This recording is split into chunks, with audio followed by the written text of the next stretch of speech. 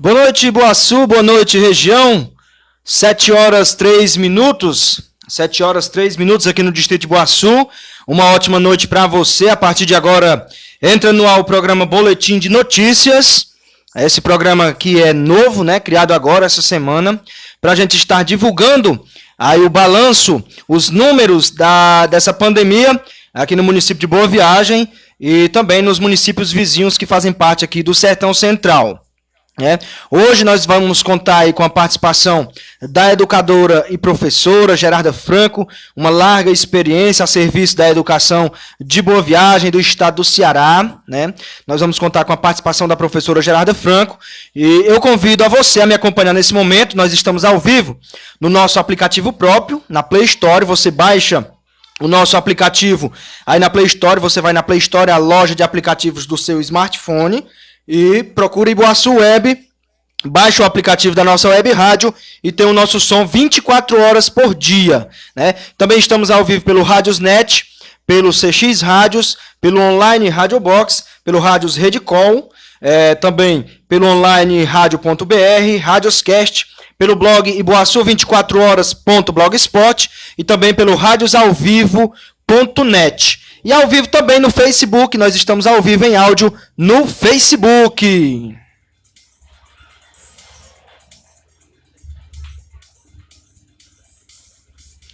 São 7 horas 5 minutos aqui no Distrito de Boaçu, já agradecendo pela sua audiência.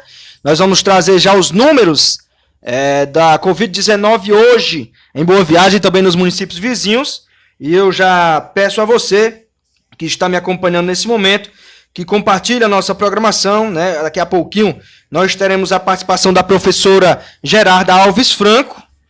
Vamos estar batendo um papo aqui com ela. Ela vai abordar os impactos da pandemia na educação, e também outros diversos assuntos. A professora Gerarda tem uma larga experiência, certo? E a gente vai estar nesse bate-papo com ela daqui a pouquinho, Daqui a pouquinho, quando a gente trouxer os números da Covid-19 hoje, em Boa Viagem, nos municípios do Sertão Central, nós vamos estar ao vivo com a professora Gerarda Franco falando sobre diversos assuntos, educação, sobre você que está me ouvindo agora também vai poder enviar a sua dúvida, a sua pergunta aí para a professora Gerarda Franco, no momento em que nós estamos ao vivo, e já vamos trazer aqui os números de hoje, aqui em Boa Viagem e também nos municípios aqui vizinhos. Vamos trazer os números atualizados. Infelizmente, alguns municípios eles demoram a repassar esses números. A gente vai trazer aqui os municípios que já repassaram, os dados de hoje, os dados de hoje das secretarias de saúde dos municípios, tanto de Boa Viagem como dos municípios vizinhos aqui do nosso Sertão Central, certo? Vamos trazer os números? Aqui de Boa Viagem, Monsenhor Tabosa, Quixeramobim, Santa Quitéria e Itatira são os números que já foram divulgados hoje pelas secretarias de saúde. Antes aqui, mandar um abraço aí para os nossos anunciantes, Estúdio Vital Mix lá em Madalena, Yarley Novidades e Esquina do Açaí, Zap Zap Lanches e Barber Style, Big Lanches e Variedade Sampaio, Vitória Eventos, Marcos Eletro, Clínica São Marcos, Connect Wireless, Churrascaria Danisla, RE Construções, MIC Cakes, Agamenon Leocádio Obras, Ponto do Espetinho, Empório das Bebidas, Balneário Beira Rio e Ótica Premium, os nossos anunciantes aqui da Iboaçu Web. Mandando um abraço aqui para a turma que está acompanhando a gente no Facebook. O Luiz Carlos Saraiva Silva está acompanhando a gente lá no Rio de Janeiro. Uma ótima noite para você, Luiz Carlos, viu? Tudo de bom. Rosali Franco está acompanhando a gente diretamente de Marinheiro. Um abraço aí para a Rosa, A Rosa aí que é uma das nossas companheiras aí de luta, toda a ideia que a gente tem e que a Rosa tem, a gente tá junto aí para engrandecer o nome aqui da nossa região, principalmente do nosso distrito, O Antônio da Silva, lá do Massapê dos Paes, também tá acompanhando a gente. E o Bruno Mesquita, uma ótima noite aí a todos que estão nos acompanhando. Você que tá me acompanhando, curta, compartilhe, mande aí a sua mensagem e a gente vai estar aqui mandando aquele alô, aquele boa noite. E você que tem alguma dúvida para tirar aí com a professora Gerarda, daqui a pouquinho, nós vamos estar ao vivo com a professora Gerarda Franco. 7 horas 8 minutos. Vamos aos números atualizados de hoje, aqui do Covid-19 em Boa Viagem nos municípios vizinhos.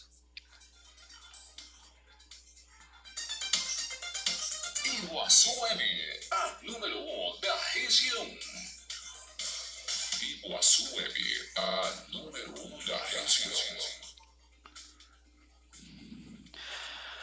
Muito bem, os números atualizados hoje, aqui em Boa Viagem, a gente vai trazer agora. Município de Boa Viagem, os números de hoje já são 126 casos notificados no município de Boa Viagem, 35 casos confirmados, 66 casos descartados e 25 casos em investigação. Desses 25 casos em investigação, 20 estão em isolamento domiciliar e 5 em isolamento hospitalar. Dos 35 casos confirmados, tivemos 7 óbitos, sempre lembrando que desses 7 óbitos, 3 óbitos são de fora daqui de Boa Viagem, são filhos de Boa Viagem que residem fora do município. Temos 21 recuperados, é a nota boa, né? Temos 21 pessoas já recuperadas do Covid-19 em Boa Viagem, e tem 5 pessoas em isolamento domiciliar e 2 em isolamento hospitalar, números atualizados hoje pela Secretaria de Saúde do município de Boa Viagem. No município de Monsenhor Tabosa já são 187 casos notificados, com 158 casos descartados, 29 casos confirmados, 16 curados e 3 óbitos. É os números de Monsenhor Tabosa. Em Quixeramobim já são 191 casos confirmados, com 101 em acompanhamento, 70 altas clínicas, 8 óbitos, 443 descartados e 5 aguardando ainda resultado. Em Santa Quitéria, são 150 casos confirmados, com 5 óbitos, 2 em isolamento hospitalar e 89 em isolamento domiciliar. 149 suspeitos, 283 descartados, 58 recuperados, isso em Santa Quitéria. Itatira, vizinho município aqui, Itatira, ontem foi decretado lockdown lá em Itatira, né, e também em Canindé. E os números de Itatira você confere agora. Já são 279 notificações, com 114 casos confirmados, 75 casos descartados e 90 casos suspeitos. Esses 90 casos suspeitos, todos em isolamento domiciliar. Dos 114 casos confirmados, são 3 óbitos, 30 curados, 84 em isolamento domiciliar e 3 em isolamento hospitalar. Portanto, os números de Itatira, onde ontem foi decretado lockdown, né, lá em Itatira. O prefeito Antônio Almi decretou lockdown lá no município de Itatira, assim como a Rosário Ximenes decretou também lá no vizinho município de Canindé. Aqui com a gente, a Rosali Franco. Que bom que nossa convidada é a nossa mestra Gerarda Alves Franco. Com certeza, sempre é um prazer enorme receber a professora Gerarda, né? Daqui a pouquinho a gente vai estar batendo um papo aí com ela sobre os impactos da pandemia na educação e outros assuntos, né? Muitos professores hoje estão vivendo, né, essa dificuldade por conta da pandemia, vivendo algo novo. Muitos professores, com certeza, não imaginavam que em pleno 2020 estariam assim afastados da sala de aula, tendo que repassar, né, essas orientações pelas redes sociais, né? E a professora Gerarda já tem uma larga experiência nesse quesito e vai tirar muitas dúvidas. Chegando aqui o boletim de Madalena, são 48 casos confirmados, 1 em isolamento hospitalar, 13 em isolamento domiciliar, 32 recuperados e 2 óbitos. 7 casos continuam em investigação, 149 casos descartados, totalizando aí 204 notificações de Covid-19 no município de Madalena. Vamos ver aqui se chegou Canindé e Pedra Branca. Se tiver chegado, a gente repassa. Se não tiver chegado, a gente já vai entrar em contato com a professora Gerarda Franco. Já tem até pergunta aqui para ela, né? Já tem pergunta aqui para a professora Gerarda Franco. Vou só dar uma olhadinha se não chegou os números de Canindé e Pedra Branca, para a gente seguir aqui em sequência, tá certo? Não chegou de Canindé ainda, Pedra Branca também não, então a gente já vai entrar em contato daqui a pouquinho com a professora Gerarda Franco. Você que tem dúvida, pode perguntar aí pelo nosso WhatsApp, no 981308209, e pode perguntar aí também pelo Facebook, tá certo? Pode ficar à vontade, fazer a sua pergunta, a sua indagação. Nós vamos já entrar em contato com a professora Gerarda Franco. Ela vai estar aqui com a gente participando ao vivo, né? E o que falar, né, da professora Gerarda Franco, nossa conterrânea aqui do Distrito de Boaçu, A gente só tem muito orgulho de ter essa pessoa aqui próximo a gente, né? Sempre que a gente precisa de uma orientação, a professora Gerarda tá com a gente, chega junto, né? E a gente só tem a agradecer, né? O carinho é recíproco e verdadeiro. E eu vou já entrar em contato aqui com a professora Gerarda Franco. Olha, já tem pergunta para a professora Gerarda Franco lá de Minas Gerais, tá certo? Daqui a pouquinho nós vamos estar... Já tem pergunta de Minas Gerais aqui para a professora Gerarda Franco, tá certo?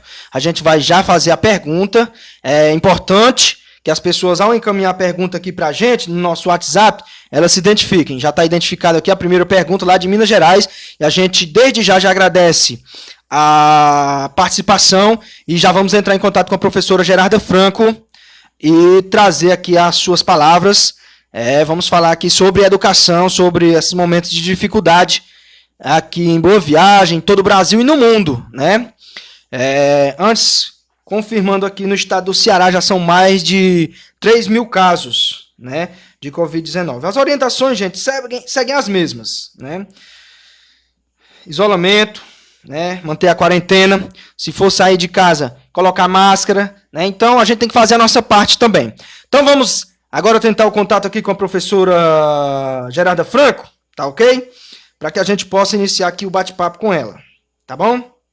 Vamos tentar falar com ela, professora Gerarda Franco. Já em linha conosco a professora Gerarda Franco. Oi. Oi, Diego. Oi, tá me ouvindo, Gerarda?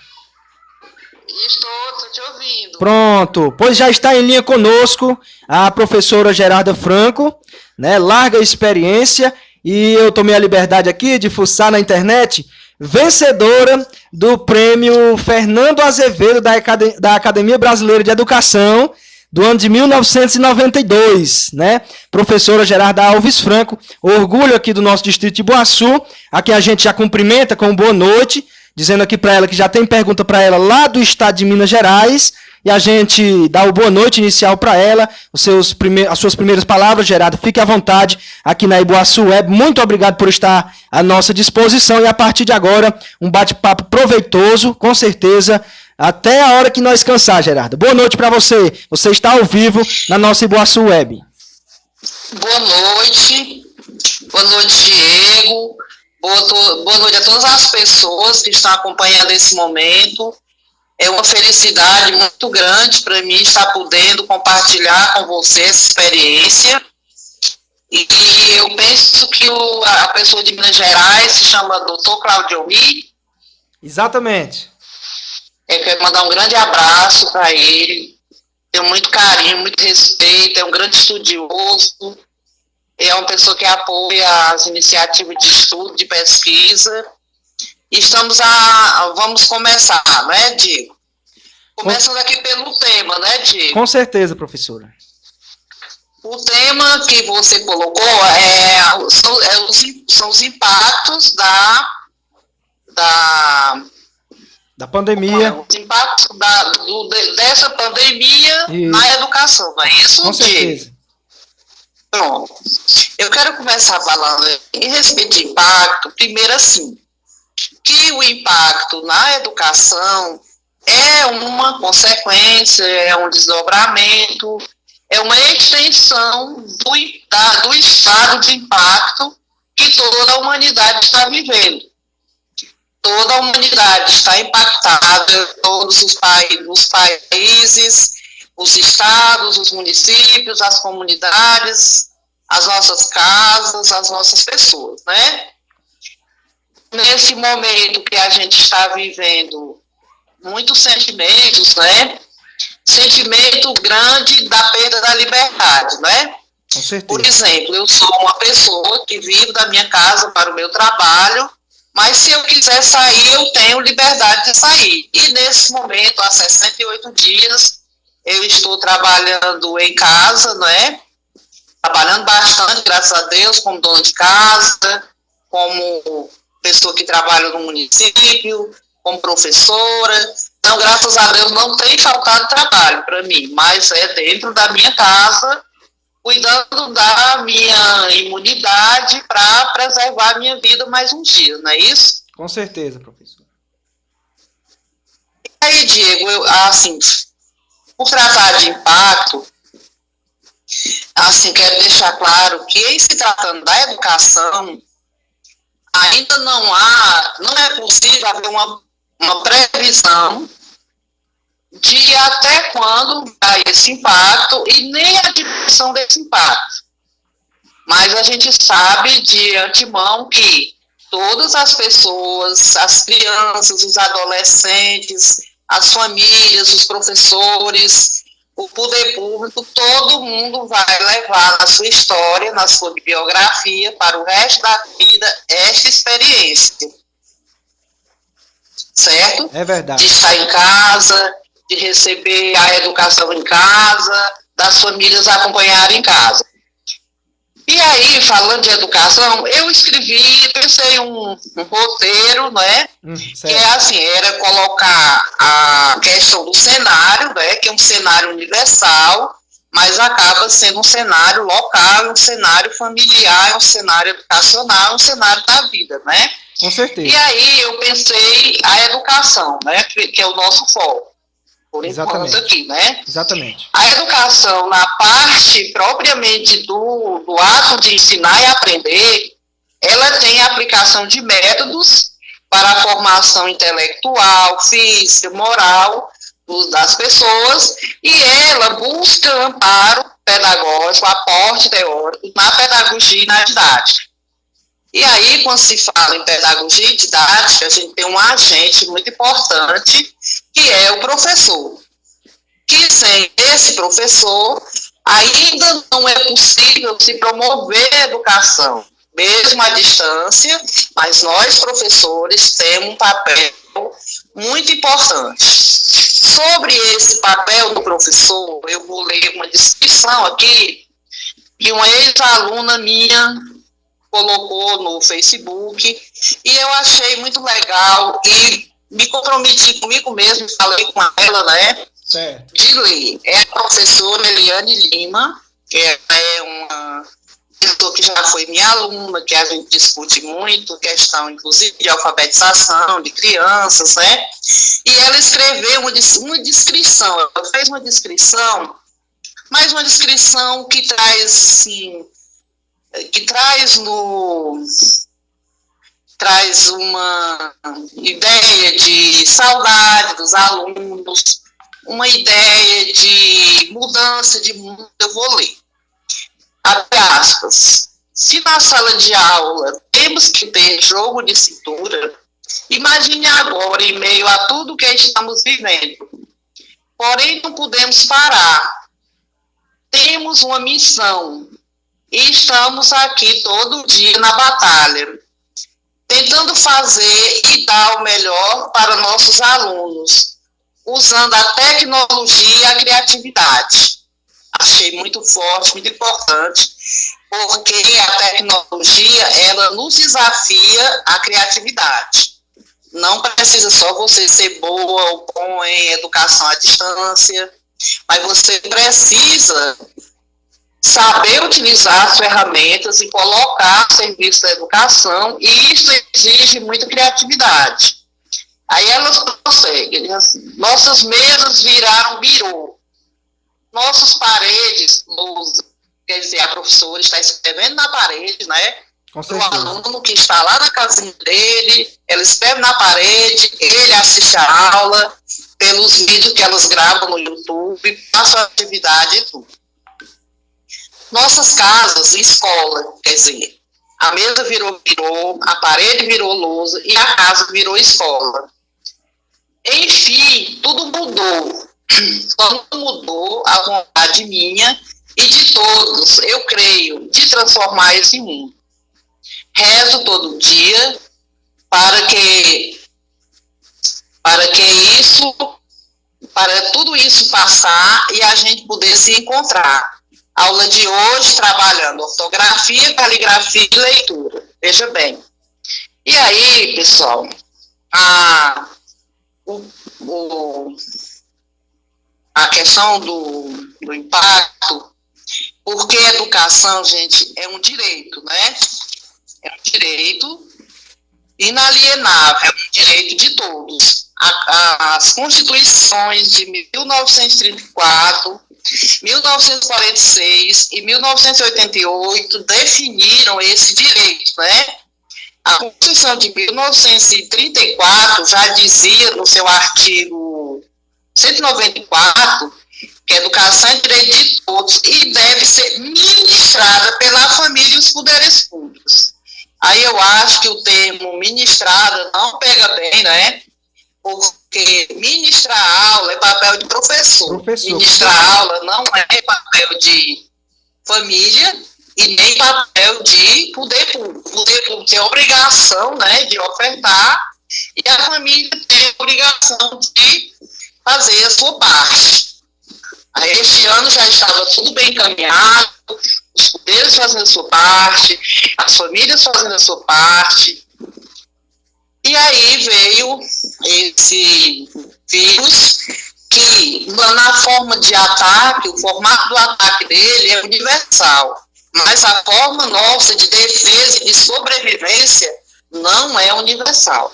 Aí é de acordo com as nossas possibilidades. Assim, enquanto uma pessoa fica em casa e tem sua alimentação garantida, sua condição de vida, de estar naquela casa, você pode pensar numa família, por exemplo, que não tem o leite, que não tem o pão para dar para o seu filho. Aí é muito diferente, essa pessoa realmente precisa de proteção, e aí entram as medidas de proteção, as ajudas, no campo da alimentação, no campo financeiro, no campo da saúde, que aí nesse sentido a gente tem que referenciar, tem que homenagear, tem que destacar os profissionais da saúde. Eu não me vejo sendo profissional da saúde, eu não teria a coragem de estar na linha de frente, não é minha formação, e nós devemos tudo a esses profissionais.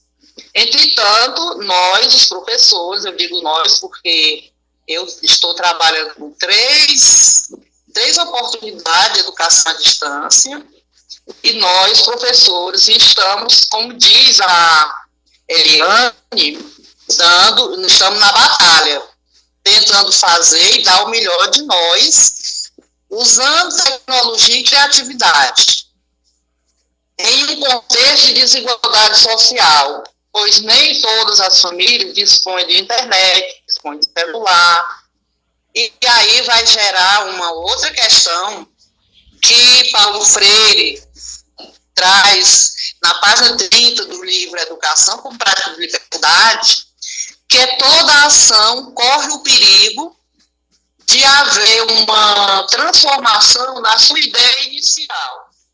Então, essas transformações da ideia inicial, que é garantir o direito à educação, que eu comecei a falar, né, falei de 34, né, 1934, a de 46 já evoluiu um pouco, disse que a educação é direito de todos e deve ser dada no lar e na escola.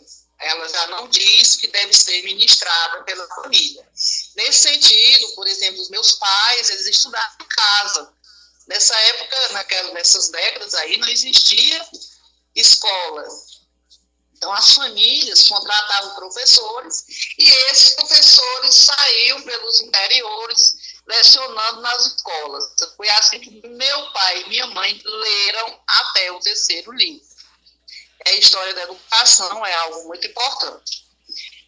A Constituição de 1988, no seu artigo 205, diz que a educação é direito de todos, dever do Estado, dever da família e deve ser fomentada pela sociedade. Quando as escolas, os poderes públicos foram obrigados a suspender as aulas para preservar a vida das pessoas, aí ocorreu o Ministério Público já começou a cobrar como é que ia ser garantido o direito à educação. Só que os poderes executivos, eles não poderiam definir uma diretriz, porque quem define diretrizes são os órgãos normativos. quando eu dou aula, quem já estudou comigo sabe, eu oriento bem direitinho. O que é atribuição, o que é competência do órgão executivo, que é estabelecer as políticas, ofertar a educação, mas as diretrizes têm que sair dos órgãos normativos. Isso aí aconteceu, o Conselho Nacional de Educação saiu com a resolução número 5 de 2020 e estabeleceu as diretrizes. Eu tenho lido bastante essas diretrizes, né? E ele vem trazendo diretrizes para a educação infantil, que é um grande desafio, né? Também a gente sabe que toda criança gosta de música, gosta de pintura, gosta de desenho, e as professoras estão, e os municípios estão orientando seus professores, atendendo essa resolução para trabalhar a educação infantil de forma lúdica. Traz também as orientações para o ensino fundamental, dos anos iniciais, dos anos terminais, do ensino médio, enfim. E estabelece diretrizes para essa realidade que pegou todo mundo despreparado. Você vê, não tem vacina, não tem um remédio certo, um diz que é um remédio, outro diz que é outro. Então, pegou a humanidade despreparada, desavisada, que ninguém sabia que isso ia acontecer. E, do mesmo jeito que a saúde estava desavisada, a economia estava desavisada, estava despreparada, nós, professores, estamos construindo esse preparo no cotidiano da prática educativa, das salas de aula, em conjunto com as famílias e com os órgãos, né, os dirigentes de educação, os técnicos, esse pessoal tem se desdobrado e tem trabalhado muito para garantir o direito à educação. Alguma pergunta, Diego? Já temos perguntas sim, professora. Antes aqui, mandando abraço, que o pessoal aqui está mandando também abraço para você. Tem o Daniel Franco, tá lá no Rio de Janeiro, parente, né? Tá lhe acompanhando. A Aldenisa Carneiro tá dizendo aqui, palavras bem colocadas, admiro muito, tá certo? Também o Leandro Rodrigues mandando boa noite pra gente, mandando um forte abraço. A Iris Oliveira, o Anselmo Ribeiro, o Rafael Alves. E eu já vou repassar aqui a pergunta do Claudio Almir, lá de Minas Gerais. Ele enviou a seguinte pergunta. Diego, pergunta aí para a professora Gerarda, qual a sua opinião como educadora em relação ao ensino remoto e híbrido neste momento de pandemia, uma vez que ainda temos no Brasil um gargalo muito grande em relação ao acesso à rede de internet de qualidade. Obrigado, Claudio Almir, lá de Minas Gerais, professora. Com certeza. Para, assim, trabalhar a questão da educação à distância, eu acredito, apesar das dificuldades, porque eu sou produto dela, né? Na década de 70, eu fiz o supletivo, que era através do projeto Minerva, com aulas veiculadas pela Rádio Sociedade da Bahia à noite, e eu assisti essas aulas com a lamparina de lado, através do rádio de pilha. E eu caminhava, você conhece o percurso, pode até dizer quantos quilômetros, de Boaçu até a Poldrinha, para vir assistir a aula de Boa Viagem uma vez por mês.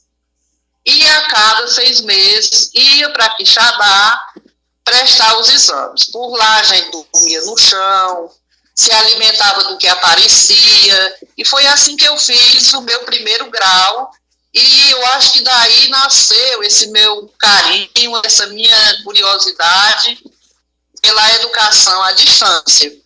Eu tenho formação de tutoria pela Universidade Federal do Paraná, já trabalhei pela Universidade do Estado de Santa Catarina, já trabalhei pela Universidade Aberta do Brasil, já trabalhei pela Unitis, Universidade de Tocantins, já fiz recentemente curso de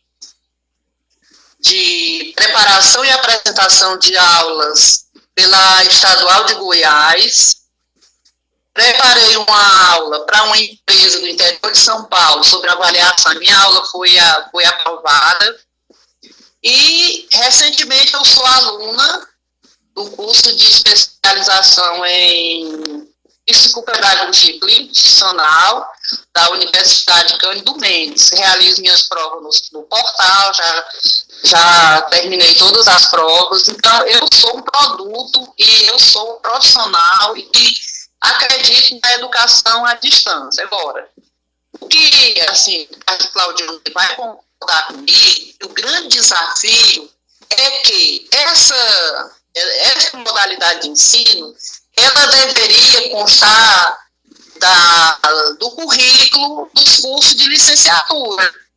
Eu nunca vi nenhuma matriz curricular que traga essa disciplina. Também deveria ser investido muito nas especializações lato sensu, mestrado, doutorado, para essa modalidade.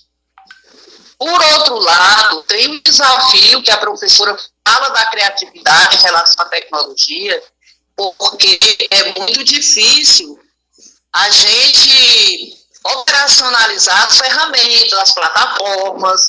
Por exemplo, eu estou ministrando disciplina pelo Google Meet, né? Eu utilizo meu e-mail, utilizo o WhatsApp, utilizo o WhatsApp, o e-mail e o Google Meet, né? E aí, eu consigo dar essa... Eu precisei aprender, precisei da ajuda de um colega, que é uma pessoa muito entendida nessa questão, né, do uso da ferramenta, das TICs. E aí o professor Vanício, ele me deu uma formação online e hoje eu trabalho com essa plataforma, mas é um desafio muito grande. Você vê, nós estamos conversando aqui. Você me chamou pelo WhatsApp e está transmitindo pelo Facebook. Então, é uma engrenagem, assim, é um desafio. Eu acredito que, é como eu coloquei na história do Paulo Freire, o impacto, a questão, a gente não tem como o doutor Claudio Almir, a gente está aferindo, ou, assim, pelo menos fazendo uma projeção assim, porque quem vai aferir são as avaliações internas, as avaliações externas, mas eu acredito que a desigualdade social, a falta do acesso à internet, não vai comprometer, mas vai tornar mais difícil e vai deixar aí uma necessidade de fazer umas revisões, de aprofundar esses estudos, e não só no ano que o aluno está vivendo hoje, mas ela pode gerar um déficit de aprendizagem que pode ser estendido para as séries e os anos subsequentes. Eu não sei se o Claudio me concorda com a minha resposta, mas assim, apesar de ser produto da educação à distância, ser estudiosa das tecnologias, eu sei que a desigualdade social, a falta da internet para todos, que era para ser um direito de todos, inclusive o governo federal já chegou a se pronunciar sobre um programa desse tipo, eu já ajudei a elaborar projeto desse tipo, onde todas as comunidades teriam acesso à internet gratuita, e esse projeto nunca saiu do papel. Ele é necessário que os cursos de licenciatura trabalhem a educação à distância, trabalhem o uso das tecnologias nas formações de professores e que haja transformação continuada nesse sentido. Ok, Diego? Ok, professora. A professora Eliane Lima, lá do Bezerril, tá mandando aqui um abraço para você, né? Falou aqui, mandando um abraço para você, que lhe admira muito, né? E eu acho, professora, que você até já respondeu a pergunta aqui da Aldenisa Carneiro, que ela colocou assim: professor, o ensino remoto é algo novo, mais desafiador, e qual o maior obstáculo enfrentado? Então, eu acho que até você já, nesse último comentário, já respondeu.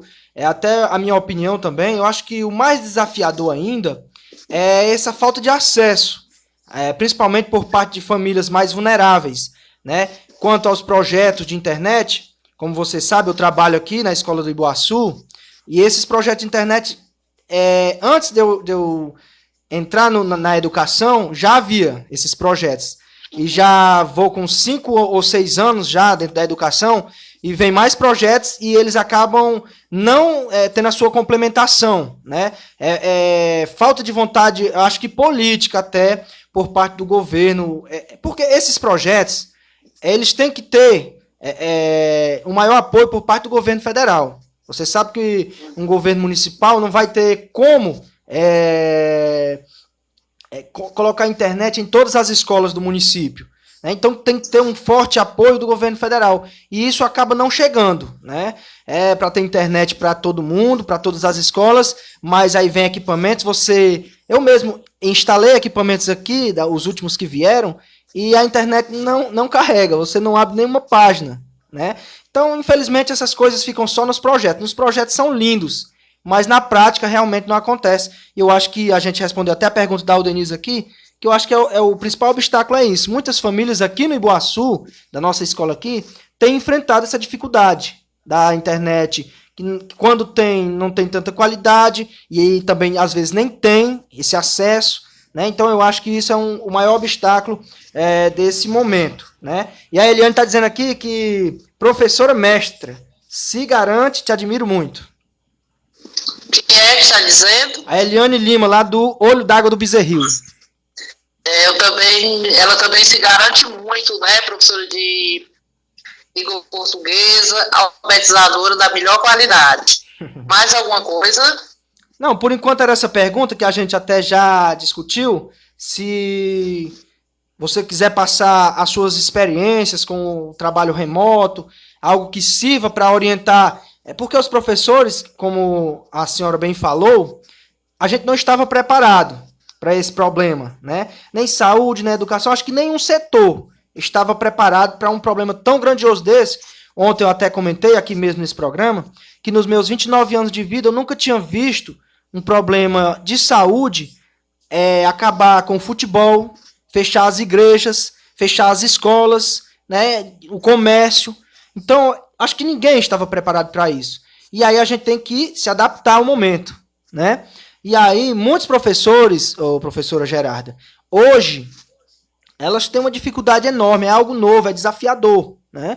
E você utilizar essas ferramentas de comunicação, as redes sociais, esse trabalho remoto, com certeza, para quem não estava preparado para isso, é um desafio enorme e eu gostaria que a senhora compartilhasse parte dessa sua experiência vivida com esse trabalho à distância.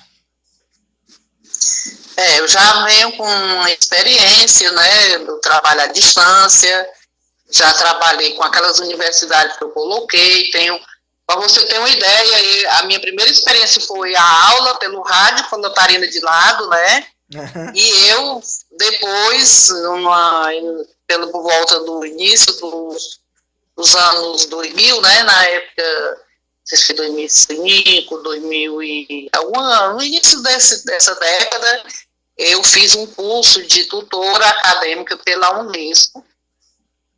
As aulas eram geradas em Londres. Eu tinha que acessar o horário de Londres. A minha tutora do México, né? E eu fiz qualidade da tutoria e qualidade da educação básica. E depois eu estudei tutoria pela mesma plataforma em educação alimentar. Então, assim, você vê, aí eu vi assim, do rádio de pilha e lamparina à internet. A tecnologia de ponta. Então, assim, a evolução, né? Do rádio de pilha e da lamparina à tecnologia de ponta, né? Então, assim, eu faço o possível para compreender os sistemas e estudar as novas plataformas, as novas tecnologias. E aí tem uma coisa boa nesse sentido, que é o poder, essas professoras que são minhas alunas, como eu estou com uma turma numa cidade, que as minhas alunas são professoras, estão vivenciando essas aulas remotas. Tem muita professora jovem que gosta da internet, que gosta das tecnologias, e elas criam seus canais no YouTube, elas se arrumam, botam batom, arrumam o cabelo, ficam todas bonitas para gravar aulas. Uma aluna minha, ela tirou a foto do livro para mandar para a mãe do aluno, porque a mãe do aluno estava com dificuldade em localizar a atividade no livro. A professora tira a foto e manda para o WhatsApp da mãe. E aí, outra, deu uma linda aula, ministrou uma linda aula sobre conto, dividiu essa aula em 3 partes. Está no YouTube. Não tem autorização, mas o que está no YouTube, quem pesquisar vai encontrar. É público, né? E aí, é público. E assim, eu acho que todo mal, a gente sabendo trabalhar, a gente vai encontrar um lado bom, não é? Isso é que nos traz esperança, né? Nos traz alegria, né? De ver umas lindas professoras, lindos professores. Por exemplo, eu assisto com o maior carinho as aulas do professor, muito conhecido também no nosso meio, professor Marcílio, né? É, a quem a gente manda um abraço, né? Grande educador. Eu assisto as aulas dele, acho muito legais, as aulas das minhas alunas. Eu estou ajudando uma pessoa, um conterrâneo nosso, que mora em Brasília e estuda por uma universidade do Paraná. Ele também teve algumas dificuldades. As próprias universidades têm dificuldade no momento que elas também não estavam, apesar de serem à distância, elas não estavam totalmente preparadas para esse momento, para de repente transformar um curso, uma disciplina, colocaram lá a versão delas do Covid-19 e a versão dela após o Covid-19.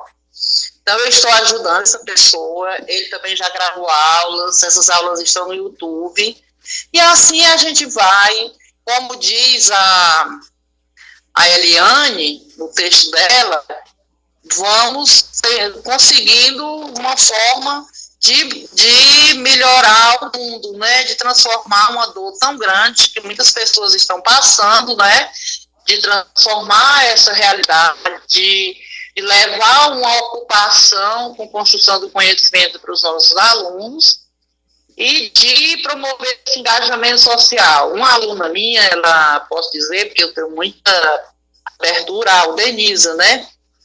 A Aldenisa me falou que algumas mães compartilham a internet. Uma mãe não tem, uma família não tem internet, as pessoas não podem ir para a casa do outro, mas podem levar um tamboretinho, sentar lá no fim do terreiro, usar a internet para fazer o trabalho com os filhos. Isso é lindo, né? É verdade. Isso é solidariedade. E aos poucos, num contexto de tanta dor, de tanta angústia, né? A gente vai ver que a desigualdade social pode ser minimizada pela solidariedade. Solidariedade, boa vontade, né? Exatamente. E, como diz a Eliane, o desejo de transformar um mundo para melhor, né? É verdade, professora. E eu, como professora, assim, eu já tenho me colocado à disposição, muitas professoras, ex-alunas minhas conversam comigo quando estão, pede para eu avaliar as aulas delas antes de publicarem. E eu, podendo, estando assim, tendo tempo, não estando muito ocupado demais, eu faço um esforço. Até hoje não deixei nenhuma sem resposta. Mas o tempo é bem pouquinho, né? Carinho de... Como é? Mas o tempo é bem pouquinho, né? É, porque eu sou dona de casa, né? Eu terminei um curso de especialização, fiz todas as provas nesse período, já escrevi 2 artigos, estou terminando meu relatório de estágio e sou dona de casa, né? Então, mas assim, tendo um tempinho, eu converso com as minhas alunas, eu ajudo, eu oriento, eu elogio o trabalho que elas fazem, porque elas precisam muito disso. O professor precisa de muito apoio nessa hora. Muito apoio mesmo. E eu estou, na medida do possível, dentro das minhas limitações também, eu estou para ajudar, assim como o professor Vanício me ajudou, me orientou a utilizar essa plataforma. E a gente tem que dar as mãos. Não é hora de divisão de classe, apesar dela existir, a gente não pode negar, mas a gente tem que minimizar os efeitos, minimizar a dor, minimizar o sofrimento e promover a alegria, mesmo dentro, porque o ser humano é muito forte. A gente ainda tem alegria, a gente ainda tem esperança, a gente sabe que isso vai passar, né? O Diego, eu tenho, nas minhas horas vagas, eu tenho escutado muitos cientistas, né? Biólogos, gente que entende de vírus, gente que pesquisa, gente que estuda, que sabe o poder de vida de um vírus desse, e pelas minhas contas, pelo que eu não quero propagar, porque não é da minha área, mas o Cláudio Omi é muito dessa área, e o doutor Cláudio Omi é um professor doutor em ciências agrárias, né?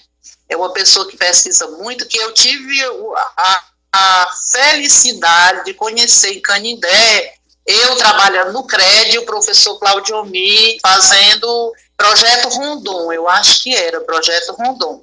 Então, ele trabalhou na zona rural de Canindé, trabalhou em Paramoti, eu acho, e ele é um grande cientista, um grande pensador.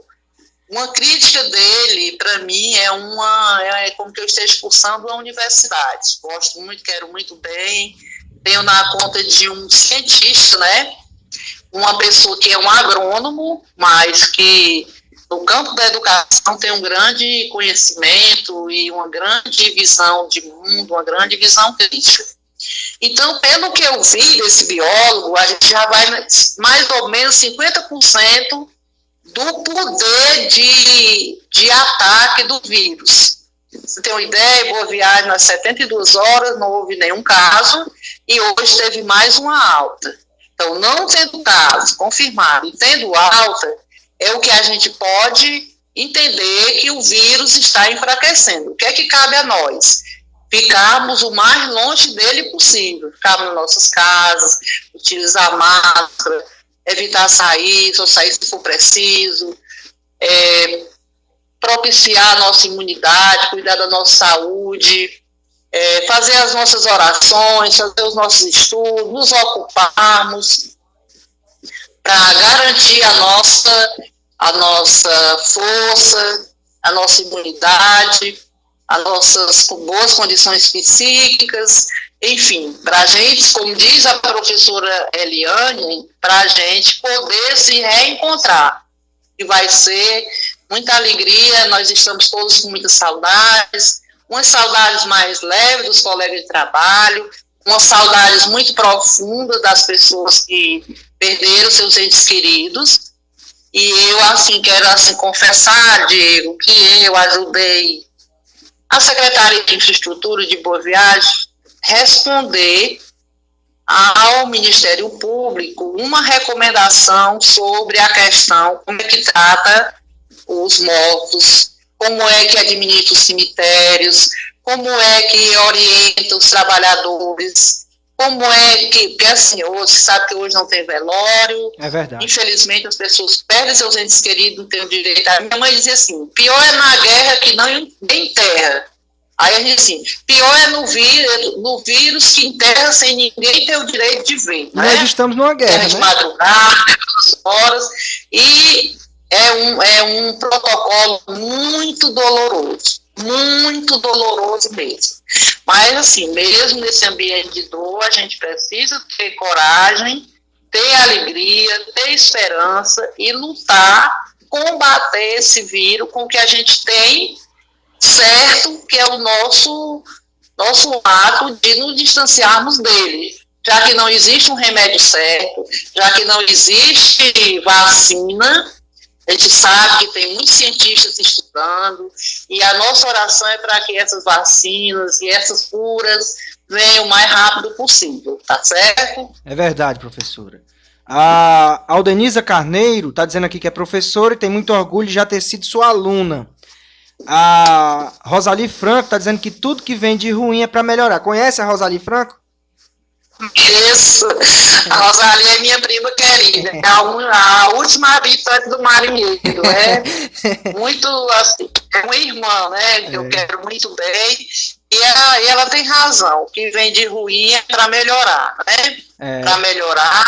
E a gente está aqui para aguardar essa melhora e depois a gente vai corrigindo o que ficou na educação, na economia, na saúde, no esporte, que você deve estar com muita saudade. Ah, tô mesmo.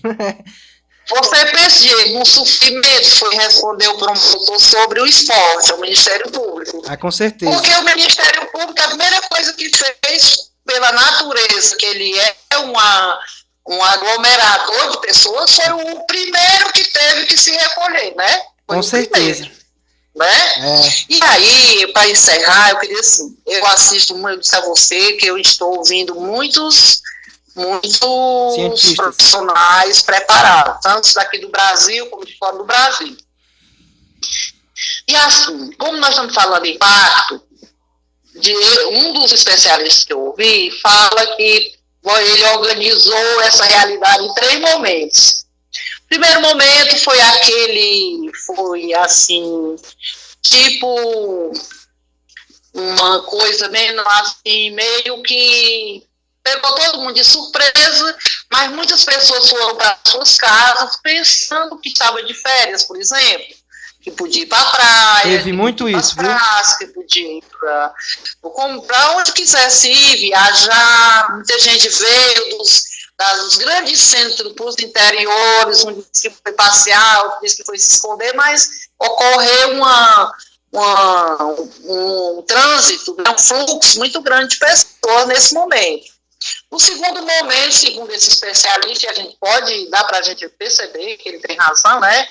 Quando os governos começaram os bloqueios, quando começaram a ser noticiados casos de morte, o sistema de saúde esgotou as vagas, os hospitais e tal, aí as pessoas começaram a cair na real.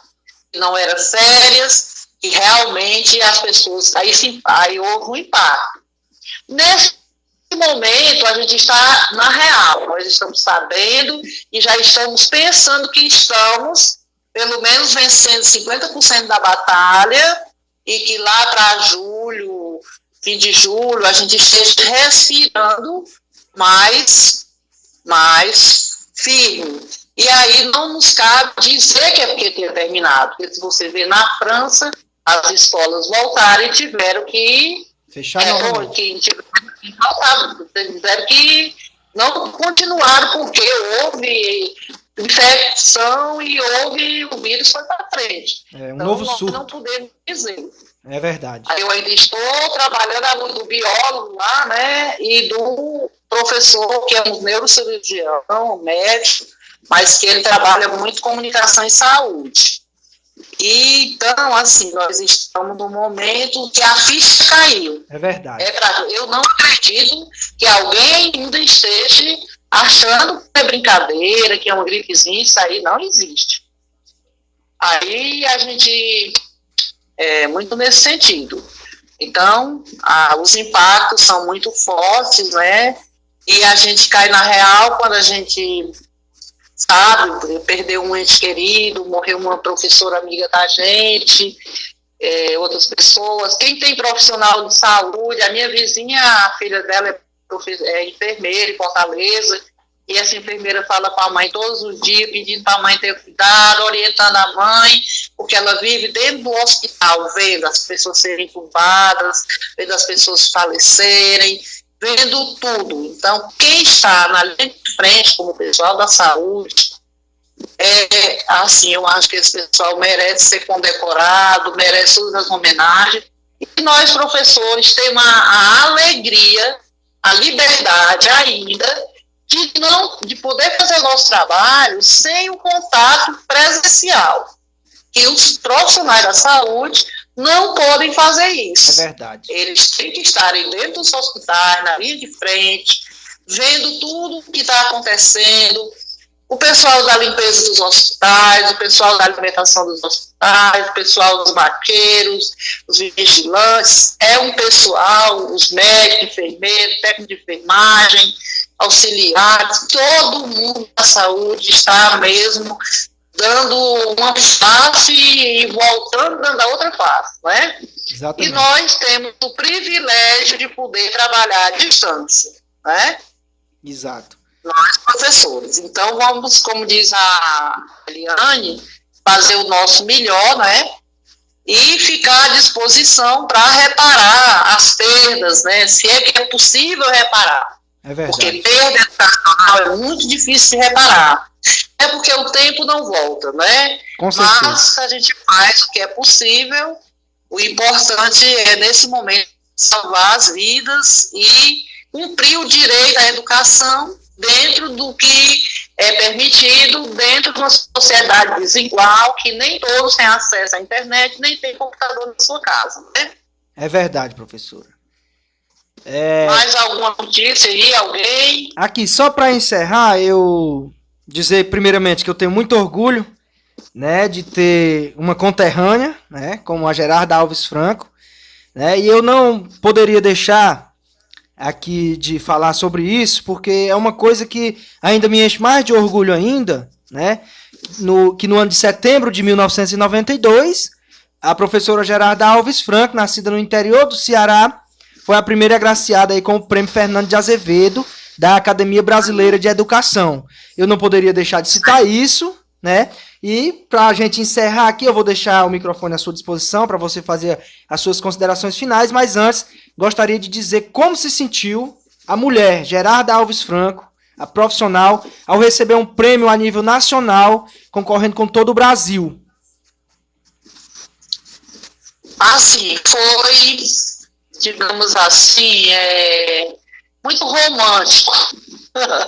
Muito romântico, no sentido de que eu ainda era apenas uma professora que tinha uma licenciatura curta, que não tinha esse estudo científico e foi muito romântico para mim.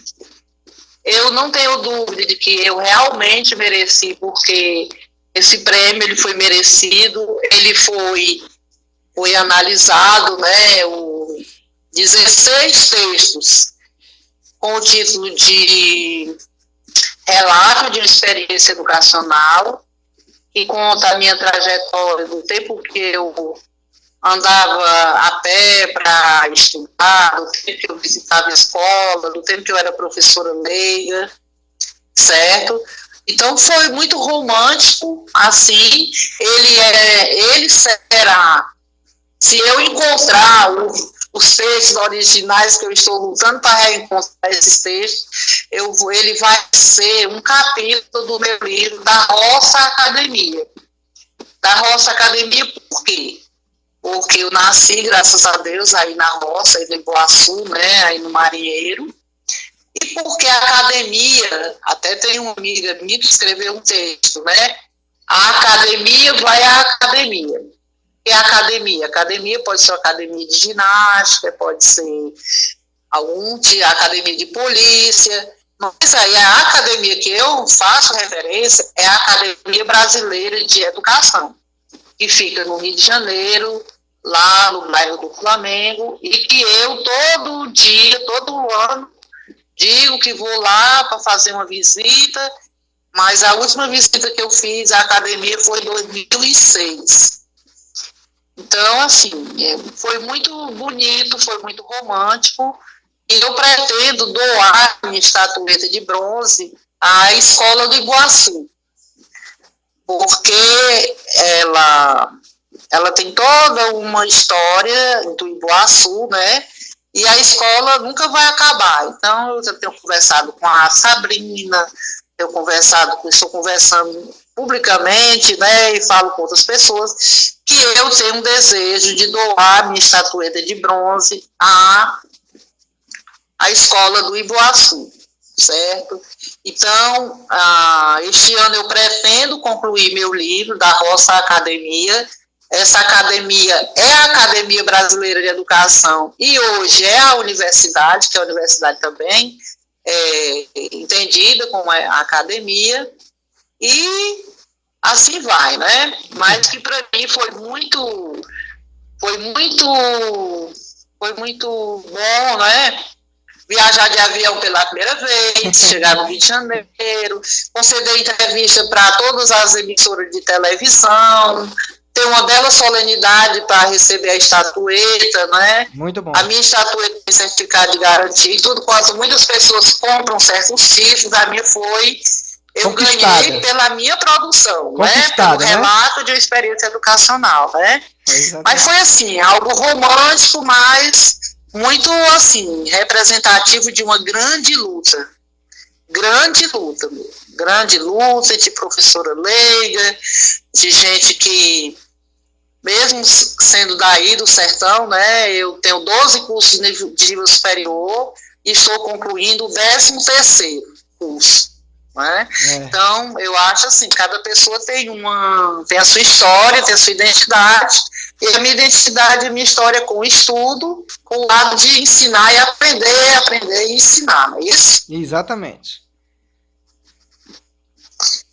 Ok, Diego, eu assim, fico super agradecida a você, né? Eu gostaria muito, eu não sei se fica gravado, se você dispõe depois, porque não deixa de ser algo histórico para mim. Você tem uma ideia, eu já pedi a outras pessoas para me dar esse espaço, né? E você ainda estou aguardando resposta de outros meios de comunicação, e você atendeu a minha ideia prontamente. Então, eu quero deixar meu carinho, meu respeito, minha gratidão por você ser uma pessoa tão dedicada à educação, à comunicação, desenvolver esse trabalho e levar tão longe o nome do nosso querido Ibuaçu. Não é isso, Diego? Exatamente, professora. Então, eu que agradeço a sua participação, né? O espaço vai estar sempre aberto. Só dizendo aí para a professora que fica aí no Facebook a nossa gravação. A gente também tem um canal no YouTube. A gente, logo após a gente encerrar aqui, a gente joga no YouTube e vai ficar aí para a posteridade, viu? Muito obrigado pela sua participação. Tá bom, obrigada, boa noite. Quero mandar um beijo bem, assim, um beijo de muita amizade e carinho a todas as pessoas que tiveram a paciência de ouvir a gente. Quero abraçar cada conterrâneo de Ibuaçu, cada professor, cada parente, cada compadre, afilhados, amigos, vizinhos, e a todos que estão nos ouvindo por esse meio de comunicação que faz um trabalho de cidadania, gente do Rio de Janeiro, de Minas Gerais, e outros estados do país nos ouviram, e tudo. Então, eu também quero agradecer muito a participação do Dr. Cláudio Almeida, né? Do meu primo lá do Rio de Janeiro, das primas, dos amigos, alunos, alunos, enfim, obrigada, estou muito agradecida, e gratidão é para poucos, né? Não é todo mundo que desenvolve a gratidão, mas eu vou tentar nunca esquecer esse momento que você proporcionou a mim, tá bom, Diego? Tá certo, professora, muito obrigado, mais uma vez, viu? Abraço. Obrigado, professora Gerarda, viu?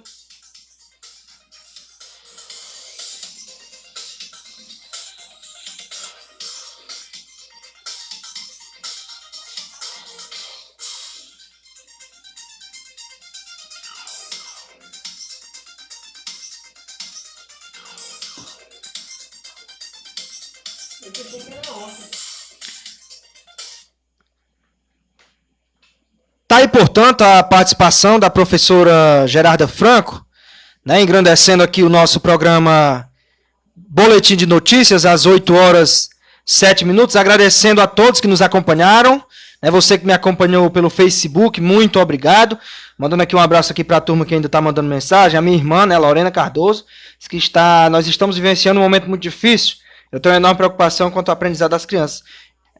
Infelizmente, é a realidade que nós estamos vivendo, né? Como a professora falou aí nos seus comentários, eu também cheguei a comentar, ninguém estava preparado para esse momento, né? Ninguém está preparado para um problema desse tamanho, né? Então, a gente se preocupa com o aprendizado das crianças. E, além disso, outras coisas, né? Mas vamos pedir a Deus para que tudo isso possa passar, vamos tomar as nossas precauções, né? Seguir as recomendações das autoridades. Não custa nada você ficar em casa, né? As pessoas dizem que é difícil, né? Tá sendo tedioso ficar dentro de casa, mas é o que eu sempre digo em todos os programas que eu apresento, que é melhor você ser paciente dentro de casa com a sua família do que ser paciente lá no leito de hospital sem poder receber uma visita, né? Então, vamos ver por esse lado. Vamos ser paciente dentro de casa para não ser paciente no hospital. A Rosali Franco parabenizando aqui a gente por essa participação tão importante da mestra Gerarda Alves Franco. A Rádio Boaçu Web está de parabéns. Obrigado, Rosali Franco. Lorena Cardoso, Daniel Franco, um abraço. Daniel está lá no Rio de Janeiro. A Eliane Lima, professora Eliane Lima, também esteve aqui, mandou mensagem para Gerardo. Um abraço aí para ela, para o John Magno, para todo o pessoal aí do Olho d'Água do Bezerril, né? A gente tá encerrando o programa e aí a Gerarda Alves Franco já entrou também, tá ouvindo o nosso áudio agora, né? Acabou de conversar aqui com a gente, a quem a gente mais uma vez agradece, dizer que ela é um orgulho pessoal para mim, né? Um exemplo, uma pessoa que saiu aqui do nosso interior e que, como ela falou, estava cursando aí a 13ª graduação, né? Então, cara, é uma pessoa excepcional. E graças a Deus, Deus nos deu esse momento de poder contar com ela, com esse bate-papo importante, às 8h09 aqui no distrito de Boaçu, né? Gente, o impacto é de mais de 1,5 bilhão de alunos em todo o mundo, 60,3 milhões de professores afetados pelo fechamento de escola. Então, é grave. É grave e, como eu falo, né, vamos seguir as orientações, as recomendações das autoridades, ficar em casa, se tiver que sair, se for algo que não pode ser evitado, utilize máscaras, proteja você e proteja quem você ama, tá certo? Um abraço aí a todos. Amanhã, 10 da manhã, tem o nosso giro esportivo, né? No domingo também, 10 da manhã, tem o giro esportivo. Futebol tá parado, mas a gente encontra algum assunto para falar sobre o futebol, tá certo? 10 da manhã tem o giro esportivo, na nossa Boaçu Web, também na nossa página. Às 2 da tarde tem o Brega Mix. E amanhã tem 4 horas da tarde, né? 4 horas da tarde, nós temos o especial aí com meu amigo Marcel Lira. Marcel Lira é um cantor lá de Fortaleza, nascido em Quixeramobim, radicado na Paraíba, mas que mora hoje em Fortaleza, que gravou o seu segundo CD. E ele pediu a ajuda da gente aqui pra gente divulgar o primeiro CD dele. A gente divulgou e amanhã a gente vai estar às 4 horas. Ele vai participar ao vivo com a gente também, tá certo? E aí, em seguida, a gente vai tocar os novos sucessos do Marcel Lira aqui na Boaçu Web. Muito obrigado de verdade pela sua audiência, tá certo? Já trouxemos os números aí do Covid-19 em Boa Viagem nos municípios da região central. E você, que Deus abençoe a cada um de vocês, né? E possa lhe conceder proteção, né? Possa abençoar a sua família. Até amanhã, se Deus permitir. Um abraço a todos. Fiquem todos com Deus. Até a próxima oportunidade, se Deus permitir.